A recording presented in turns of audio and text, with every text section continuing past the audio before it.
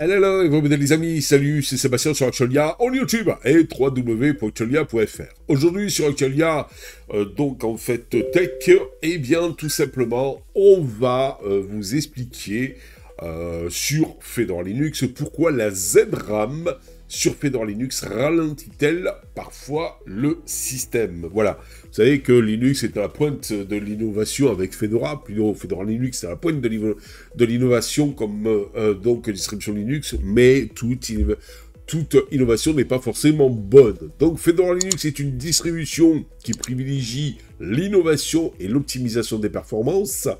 L'une des fonctionnalités utilisées pour améliorer la gestion de la mémoire est la ZRAM. Et on va vous montrer éventuellement, si vous voulez peut-être rendre un peu plus fluide le système, eh bien comment la désactiver.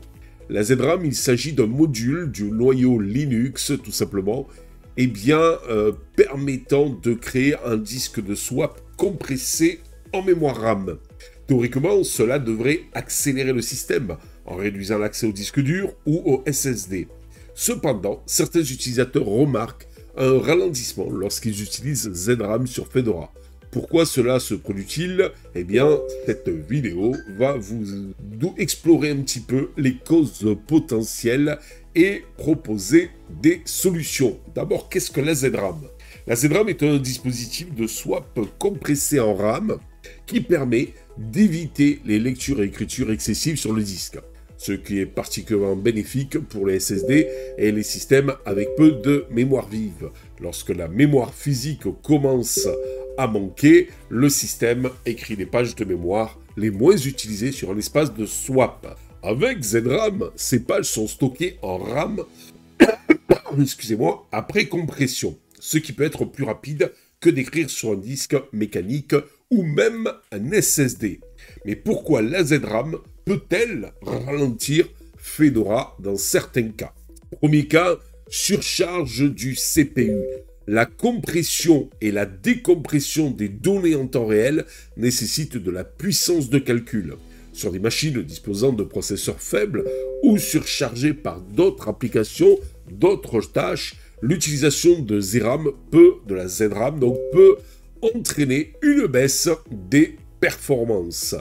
Les symptômes, eh bien, vous allez avoir une augmentation du temps de réponse du système, de la latence dans les applications et un ralentissement en général. La solution possible, vérifier l'utilisation du CPU avec HTOP ou TOP par exemple. Si la compression ZRAM consomme trop de ressources, il peut être utile de diminuer sa taille ou d'utiliser un algorithme de compression plus léger comme LZ4 au lieu de ZSTD. Voilà. Donc, deuxième problématique qu'il peut y avoir, allocation excessive de ZRAM. Fedora, notre ami Fedora Linux, alloue par défaut un espace de ZRAM équivalent à un pourcentage de la RAM physique. Si cette valeur est trop élevée, le système peut manquer de mémoire pour d'autres tâches importantes ou d'autres applications. Le symptôme, baisse de performance lorsqu'un grand nombre d'applications sont ouvertes. Les problèmes d'algorithmes de compression. Différents algorithmes de compression sont utilisés pour ZRAM. Vous avez LZO, ZSTD, LZ4, etc. Certains offrent un meilleur taux de compression, mais consomment beaucoup plus de ressources sur le CPU. Cela peut être gênant si vous avez d'autres grosses applications qui utilisent aussi le CPU. Les symptômes, utilisation excessive du CPU, sans gain significatif de performance. Donc, une mauvaise... Voilà, donc manque de performance. 4. Mauvaise gestion du swap. Si le système a trop de swap actifs, y compris un swap sur disque en plus de ZRAM, cela peut entraîner une surcharge de la gestion de la mémoire. Alors, comme symptôme, accès disque fréquent, même lorsque ZRAM est activé, ralentissement général. 5. Conflit avec d'autres optimisations donc de la mémoire. Des outils supplémentaires peuvent être installés aussi pour donc optimiser la mémoire. Des outils comme systemd OOMD ou EarlyOM qui gèrent l'out of memory donc ils peuvent rentrer en conflit avec ZRAM. Symptômes, fermeture d'application de manière inattendue, ralentissement aléatoire. Donc, éviter peut-être désactiver ces services pour qu'il n'y ait pas de conflit. Bien que ZRAM soit une technologie prometteuse pour améliorer les performances des systèmes Linux, son implémentation par défaut sur Fedora peut ne pas convenir à tous les usages. Une surcharge du CPU, une mauvaise gestion de la mémoire ou des conflits avec d'autres mécanismes de gestion de ressources peuvent entraîner des ralentissements. En ajustant les paramètres comme la taille de la ZRAM, l'algorithme de compression et la gestion du swap, il est possible d'optimiser son utilisation et d'éviter les baisses de performance. Ou tout simplement, et c'est là où on va arriver donc à cette petite astuce, c'est de désactiver tout simplement la ZRAM. Et là maintenant, nous allons passer sur le PC et je vais vous montrer comment faire. C'est parti. Voilà, donc, allez, ça, hop, on va le fermer. Donc voilà, alors on va vous montrer tout simplement, et bien donc en fait, comment désactiver cette fameuse ZRAM sur Fedora, qui est donc tout simplement par défaut. Alors vous voyez, si je fais donc ZRAM CTL, eh bien, ici, alors attendez, je vais essayer peut-être de vous l'agrandir un petit peu. Mais là, attendez, hop. Je sais pas si en agrandissant, ça va agrandir la police, voyons. Coller. Non, bon, bref. Voilà, ici, vous voyez que vous avez 8 Go donc, de ZRAM. Voilà, tout simplement. Alors, moi, ce que je vous propose, eh bien, sur ce PC, donc, il y a 16 Go.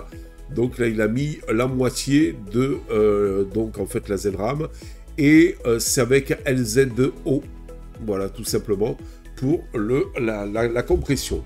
Alors, qu'est-ce qu'on va faire? Bon, vous inquiétez pas, vous aurez les lignes de commande, donc en fait, dans le terminal. Enfin, vous aurez les lignes de commande dans la descriptive de la vidéo, et pas dans le terminal, puisque c'est à vous à les taper dans le terminal. Donc, vous faites un sudo dnf remove zram-generator-défaut.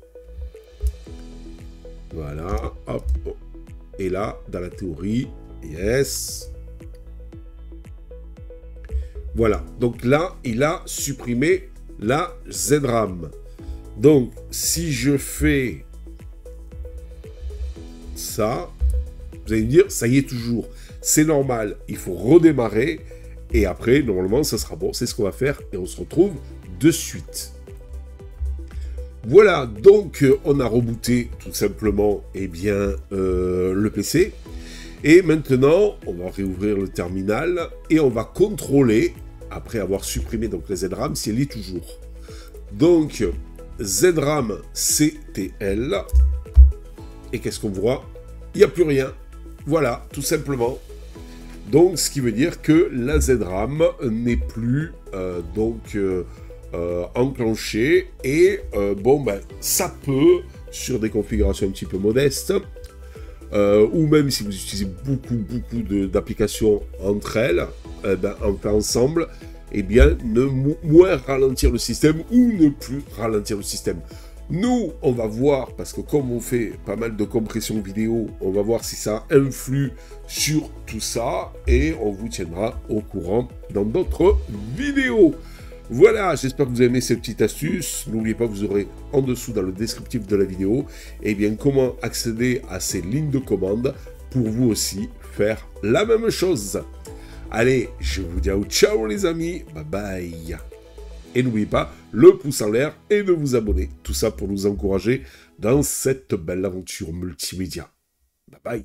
Si vous avez aimé cette vidéo, abonnez-vous, mettez un pouce en l'air et partagez cette vidéo. Merci, cela fait toujours plaisir.